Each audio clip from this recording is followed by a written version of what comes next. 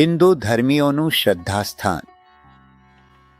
દ્વાદશ જ્યોતિર્લિંગોમાં સ્થાન પામેલું સોમનાથ શિવજીનું તેજસ્વી મંદિર છે.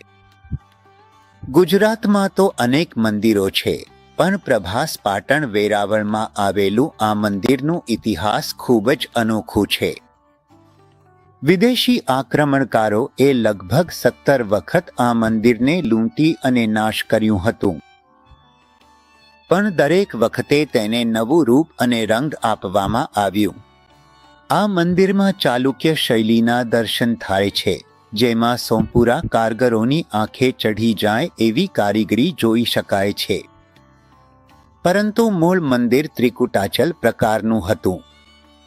શ્રી સરદાર વલ્લભભાઈ પટેલજીએ 13 નવેમ્બર 1947ના રોજ મંદિરના પુનર્નિર્માણની પ્રતિજ્ઞા લીધી હતી. આજે જે મંદિર આપણે જોઈ રહ્યા છીએ તેનું નિર્માણ વર્ષ 1951 સુધી ચાલ્યું હતું. સોમનાથનું આ મંદિર વિનાશ પર નિર્માણની વિજયનું પ્રતીક છે. મંદિરની જમણી બાજુએ વિશાળ સમુદ્ર છે, જે મંદિરને હંમેશા જલાભિષેક કરતો રહે છે.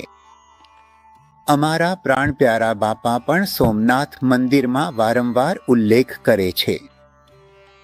આવા સુંદર નેત્રરમ્ય મંદિરમાં વિરાજમાન દેવોના દેવ મહાદેવને શત શત નમન.